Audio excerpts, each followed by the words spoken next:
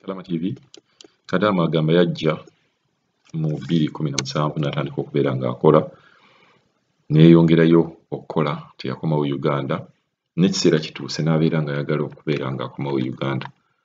Mu mbeera y'okuyisibwa tayisibwa bubi naye yagamba nti ne bw'obeera nga toyisibwa bubi naye tuuka ekiseera n'oyagala ofunemu break ogendeko e Uganda ate okomewo olabe ki ky'okolerera sente z'osukuma zikola ddala ebyo by'ogamba ddala abantu bw'owalekayo bakoze ebintu nga bw'obadde obibalagira nti okubeera ng'oli Buwarabu n'obeera ng'okola non-stop myaka 8 oyinza okuvayo emyaka 8 n'okyewuunya kuba jjukira buli bw'okomawo Uganda olina engeri gy'olabamu ebintu mu ngeri endala olina engeri gy'olabamu nti omuntu gwe waleka Uganda gundi ne gundi alina ka bizinesi ke yakola ate akusinga ssente gwe yagenda olina engeri gy'olabamu nti oba ono gwe waleka wano ate naawe omusinga ssente kuba bibeera bya mirundi bibiri.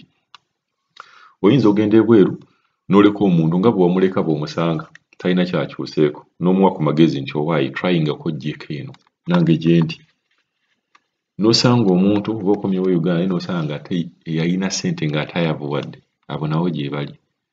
Kale ne wabeerawo ne katagole endala ey'okusatu n'obeera ng'omuntu gwe waleka nga talina ssente nga mu butuufu ssente zo ze nazo tosobola na kwogera nga yayogera nga ssente z'alina mpitirivu mu myaka 2 gy'ogenze n'okomawo Uganda ng'oli alina ssente nnyingi abantu abo ba mirundi 3 bonna bw'oba okomyewo Uganda obasanga.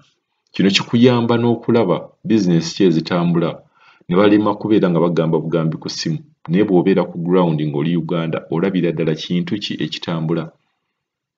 Bw'okomawo Uganda n'olaba abantu bano ab'emirundi 3 gwe waleka nga talina kyali era ng'ali awo gwe waleka ng'alina n'ayabuwala ate gwe waleka nga talina ate ng'alina ssente nzibu n'omanya n'omwekwatako n'omubuuza okikoze otya ekintu kino okubeera nga oyiseewo. Ojja weegendereze nti abantu abagenda ebweru ne bakomawo Uganda ne baddayo ne bakomawo ne baddayo ne bakomawo babeera ne ssente nnyingi okusinga abantu abasigala ebweru. Awo ntwala abantu bonna bugamba oba oli America oba oli Europe wonna w'oba oli nti omuntu agenda n'akomawo abeera wanjawulo nnyo n'omuntu eyasigalayo. Mumanyi abantu ng'abo ne bagamba nti gundi abadde ebweru okumala emyaka 3 oba kumala emyaka 4 naye nga talina kyayina.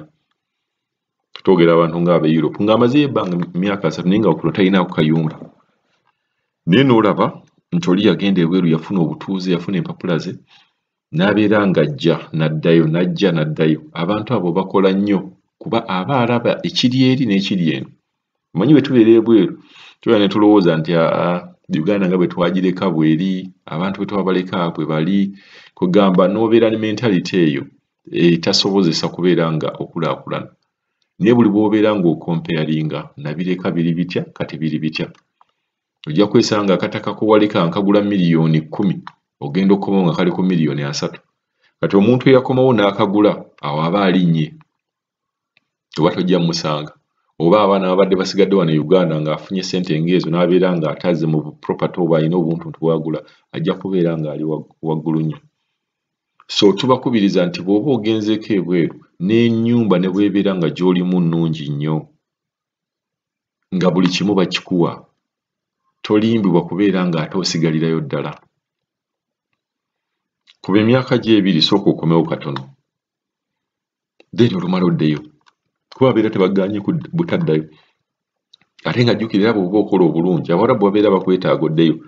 Omuntu ayagala nnyo okukozesa omuntu gw'abadde akozesa kuba emyaka 2 mubeera mutandise okwemanya kiki Omuwarabu ky'atayagala naye n'amanya biki naye by'otayagala n'obeera ng'okomawo n'weeyongera okukola n'oddako e Uganda ne bw'ogamba nti ogenda kukola emyaka 10 genda naye nga bw'okomawo naye buli bw'onoobeera mu nsi z'ebweru n'ogamba nti gw'ogenda kikuba nga tokomawo ojja kutuuka wano ng'abaana bakulese ojja kutuuka wano ng'ebintu bye babikyankalanyiza ojja kutuuka wano nga ssente zo baziridde.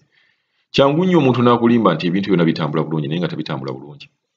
Kyangu nnyo omuntu okukwatira ennyumba eya neighbor oba ennyumba gy'asanze obusanze n'agamba ye ennyumba gye tukuzimbira.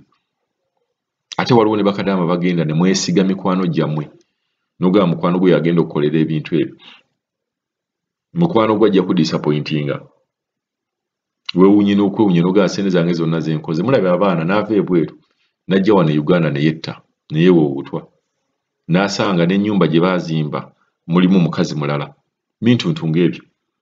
So tubakubiriza genda ebweru well and good neegezaako okubeera ng'okomawo okompeyaringe komawo wano ate bw'okomawo kolawo akantu ate ddayo era okolewo akantu. Tugenda baweeza Kadamu n'agamba ali mu mbeera nnungi naye ayagala okubeera ng'addako e Uganda. Wabula ekizibu ky'alina babboosi be tebaagala kumuta. Mukimanyi bannayuganda tukola bulungi. Babboosi be tebaagala kumuta. Ye ayagala asooke akomewo e Uganda. Oba n'obutaddayo bagamba emyaka ena gy'akoze gimumala. Ate nga mbakubiriza togezanga okugamba nti n'ogenda Uganda era nsigadde wano nga tonneeseetinga. Bw'onooba teweeseetinze era kijja kubeera nga kikuwaliriza okubeera nga ssente zonna ze wakola ate zonna nga zikuggwako. Va ku kyeyo ng'omanyi nti weeseetinze. Va ku kyeyo ng'omanyi nti kati bwe nkivaako si kidda. Singa bw'onoogamba nvuddeyo n'obeerako wano myaka 2 n'owulira ng'ate Uganda eyokya n'ogamba ate kanzireyo. Kitegeeza oba osuula obudde bwo. Gezaako mubeere nga bwe mugenda bwe mukoma wano mweseetinga ogenda okivaako ng'okiviiriddeko ddala. Katuwulire Kadamu n'ayagala ku magezi y'akoze atya kuba abadde ayagala kubeera ng'akomawoko wano akwasaganye emirimu emirala n'okulaba biki by'akoleredde. Alonya buli Kadama TV. Gye baleko ssebo olunaku lukuyisizza lutya emirimu gikuyisizza gitya munnange onansonyiwa okujja mu inbox yo naye ndowooza tekirina buzibu bwonna. Kaakati nze njagala nze najja eno ku kyeyo mu mwaka gwa 2017 mu mwezi ogw'omwenda mwaka gwa 2017 nenzija eno ku kyeyo. Kati mu mwaka gwa 2019 mwaka gwa 2019 nengamba mukama wange nti njagala kudda waffe n'angamba njagala osigalewo njagalawo kale nga alaga nti ayagala nsigale naye era ng'alaga nti asiimye empeereza yange oba okitegeera. Kati n'angamba ojja kuddayo omwaka ogujja ng'ekisiibo kiwedde nga ngamba nja kuddayo mwaka gwa 2020 ng'ekisiibo kiwedde.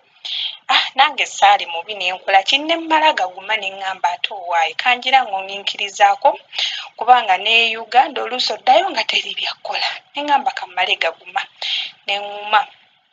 Kati mu kisiibaawo nga era ebya korona ne bijjawo kati ne sisobola kuddayo mu eri ebbanga. Kati bwe baakomawo okuva mu Amerika ng'ebya korona biwedde kale nga lockdown eweddewo ye bwe baakomawo okuva mu Amerika nga lockdown eweddewo nga n'ekisiibo kyaggwa dda. Kati ne mugamba boosi njagala kudda waffe ebbanga lye waŋŋamba liweddeko.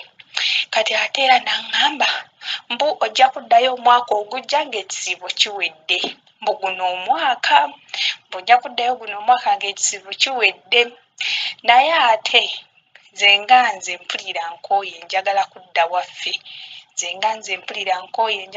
waffe.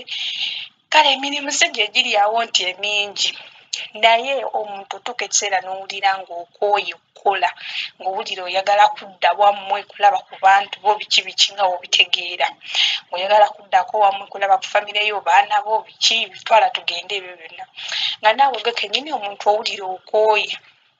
Kati nga kyensaba ssebo mukulu Kadaama nsaba ompe ku magezi nyinza kukola ntya okuddayo kubanga ndaba sigenda kutuuka mu kisiibo. Ate emabegaawo ndowooza mwezi ogwokubiri nga gwakatandika baŋŋamba mbu ngenda kuddayo oluvannyuma lw'emyaka 2 ne mbabuuza nti ani agenda okuddayo oluvannyuma lw'emyaka 2 ne baŋŋamba nti nze ne mbagamba sijja kusobola. Kati nga mwekyo munnaaye ssebo Mr. Kadaama nzizeewo onyambe ompe ku magezi onyambe nkoze ntya kuba njagala kudda waffe. Banene abantu engeri gye batunulamu balaga tebali ready kunzikiriza kudda waffe. Kati mbadde nsaba ompe ku magezi nkole ntya kubanga kati mpulira nkooye.